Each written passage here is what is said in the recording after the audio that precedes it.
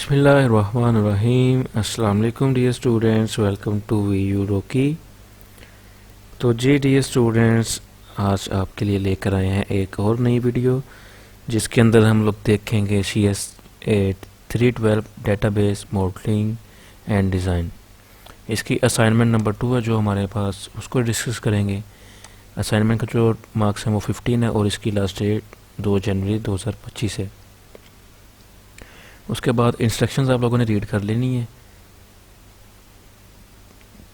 और आप लोगों की जो असाइनमेंट है वो .docx फॉर्मेट में सबमिट होनी चाहिए।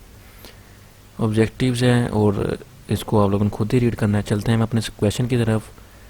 हमें क्वेश्चन गिवन है, एक सिनेरियो गिवन है। ABC health care is a multi speciality hospital manage its operation through a transitional hospital management system. The hospital management system manages patients and doctor records, appointments, billing, inventory, staff, schedules, and more. Currently, the database is poorly designed, leading to the data redundancy, anomalies, and inconsistency. ठीक है जी। You are hired as a database consultant to identify, anomalies, and normalize the following unnormalized table into third normal form. हमें एक table given है जो कि अननॉर्मलाइज्ड table है।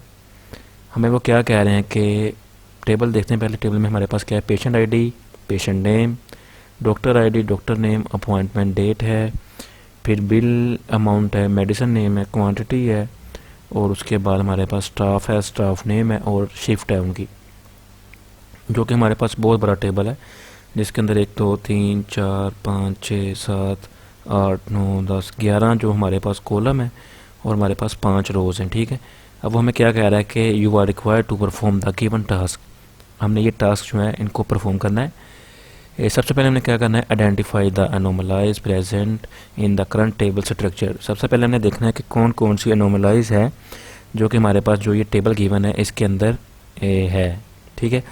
Second step हमारे पास है परफॉर्म नॉर्मलाइजेशन, जिसके अंदर हमने क्या करना है, convert the table to first normal form, normalize its further to second normal form, normalize it to third normal form.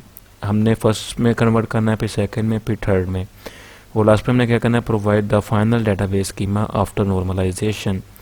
हमने इसको ये सारे स्टेप करने के बाद, थर्ड नॉर्मल में कन्वर्ट करने के बाद, हमने एक फाइनल डाटाबेस स्कीमा है जो वो उनको उसको नॉर्मलाइज करवाना है। ठीक है। नॉर्मलाइजेशन के बाद फाइनल डाटाबेस को हमने शो करवाना है। ठीक है। तो चलते हैं अपने सोल्यूशन की तरफ। देखने में बहुत सा मुश्किल लग रहा है काम, क्योंकि हमें 3-4 टास्क जो गिवन है, लेकिन आपका सोल्यूशन बहुत इजी होगा। ठीक है। स्टार्ट करते हैं अपने आंसर को। अब सबसे पहले देखें जी, सिनेरियो हमारे पास जो था task 1, identify anomalies in the current table. सबसे पहले देखें कि क्या क्या इसमें जो है एनोमलाइज है। डाटा रिडंडेंसी है। आप लोग नाम लिखना चाहें नाम भी लिख सकते हैं, लेकिन अगर साथ आप थोड़ा उसको डिफ़ाइन कर दें तो ज़्यादा बेहतर है। अब देखें जी, द सेम पेशेंट, अगर फर्ज करें जी पेशेंट की आईडी कह रहा जी P101 है, appears multiple times for different appointment, repeating patient related information like patient name. जो है जी हमारे पास पेशेंट आईडी है वो ट्वाइस आ रही है हमारे पास। ठीक है। अब देखते हैं कहाँ पे आ रही है। अब देखें ये देखिए पेशेंट आईडी P101, यहाँ पे भी P101, यहाँ पे पेशेंट नेम अली है, यहाँ पे सारा है, यहाँ पे इसी तरह डॉक्टर अजहर है, यहाँ पे डॉक्टर बिलाल है। तो ये यानी कि हमारे पास डबल आ रही है। उसके बाद update normalize, if a doctor staff member detail change it's must be update in every row where the doctor और staff is associated with an appointment. वो कह रहे हैं कि अगर हम किसी भी डॉक्टर का या स्टाफ का डिटेल चेंज करते हैं तो वो हर रो के अंदर अपडेट हो जाएगा। नेक्स्ट हमारे पास है insertion normalize, if a new staff member और doctor is added but has not been assigned any appointment, their information can not be added to this table without creating redundant record. Fourth number पे हमारे पास है deletion normalize, if an appointment is deleted valuable information about the doctor, patient और staff could be lost depending on the rows where the data exists। अब देखें जी हमारे पास ये table है।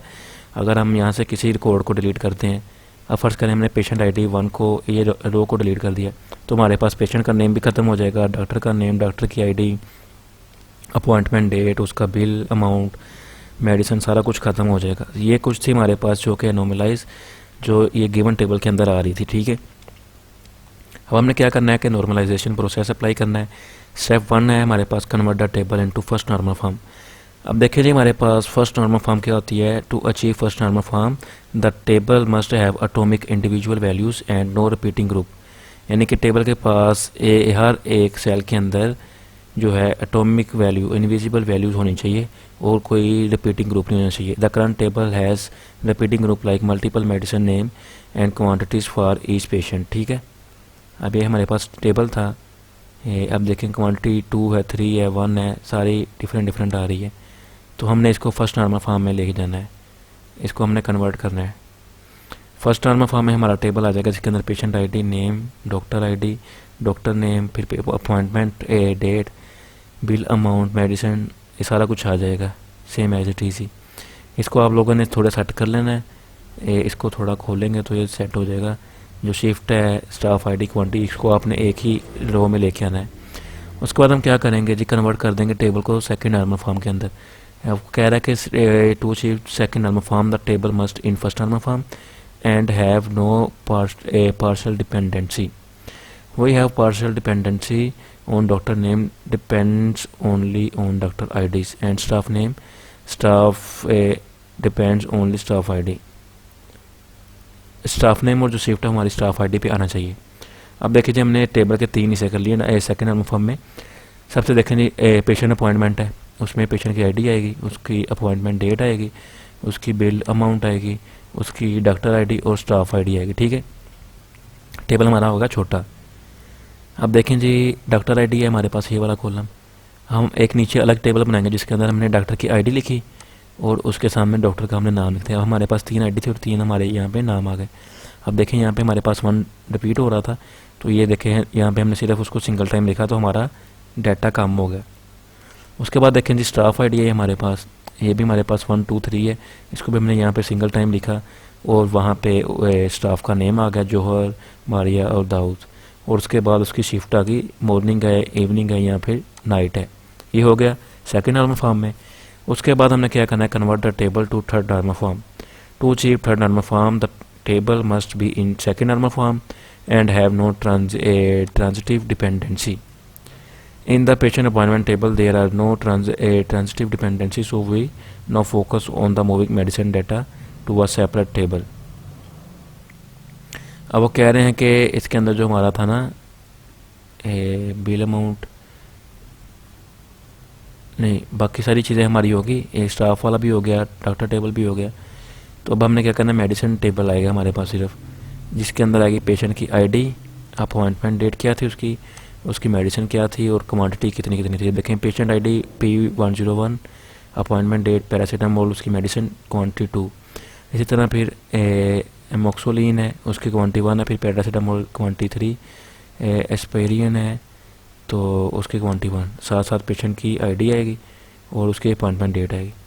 अब ये देखें जी जब ये सारा कुछ हम कर लेंगे, हमने देखना होगा पेशेंट की आईडी, ये पेशेंट ये वाला हमारे पास 101 है, उसकी ये मेडिसिन थी, इतनी क्वांटिटी थी। हम यहाँ से ऊपर जाकर चेक कर सकते हैं कि उसका उस टाइम पे स्टाफ मेंबर हमारा कौन था, उसकी शिफ्ट कौन सी थी, डॉक्टर कौन सा था, फिर पेशेंट का नेम क्या था, उसके बिल अमाउंट क्या थे, ये सारी चीज़ें हम चेक कर सकते हैं। तो लास्ट पे क्या है जी, the table are now fully normalise and in third normal form. This ensure the elimination of redundancy, anomalies and inconsistencies, improving data integrity and making the database more efficient for operation। अब ये जो हमारे पास table आया है last में, वो क्या कह रहा है कि ये हमारे पास टेबल जो है ये फुली नॉर्मलाइज्ड है और ये थर्ड नॉर्मल फॉर्म के अंदर है, जिसमें से हमने क्या किया है, एलिमिनेशन कर दी है, रिडंडेंसी, एनोमलाइज और जो कंसिस्टेंसी है, हमने ये सारी चीज़ें क्या कर दी हैं, हमने ये रिमूव कर दी हैं। तो यही था हमारा टॉपिक, जो असाइनमेंट का टॉपिक था उसका सोल्यूशन हमारे पास यही था। क्या किया हमने, सबसे पहले फर्स्ट नॉर्मल फॉर्म में कन्वर्ट किया, वो same as it is table आ गया। फिर सेकंड में कन्वर्ट किया जिसके अंदर हमने पेशेंट अपॉइंटमेंट को अलग कर लिया, डॉक्टर टेबल को अलग कर लिया और स्टाफ टेबल को अलग कर दिया। उसके बाद थर्ड नॉर्मल फॉर्म में कन्वर्ट करेंगे और उसके अंदर मेडिसिन टेबल आ जाएगा, जिसके आगे पेशेंट आईडी, अपॉइंटमेंट डेट और मेडिसिन नेम और उसकी क्वांटिटी आएगी। और सबसे ऊपर हमने जो कुछ अपनी बताई थी identifying anomalies in the current table, वो आप लोगों ने नाम लिखने और साथ उसको डिफाइन कर देना है। तो उम्मीद है आप लोगों को आज की इस वीडियो की समझ आई होगी। फिर भी अगर आपको कोई कन्फ्यूजन हो या कोई ये चीज़ समझ नहीं हो तो आप लोग कमेंट सेक्शन में पूछ सकते हैं या फिर व्हाट्सएप ग्रुप ज्वाइन करें, तो वहाँ पे आपको as soon as possible reply किया जाए। तो मिलते हैं अपनी नेक्स्ट वीडियो में, तब तक के लिए अपना ख्याल रखिए। अल्लाह हाफिज़।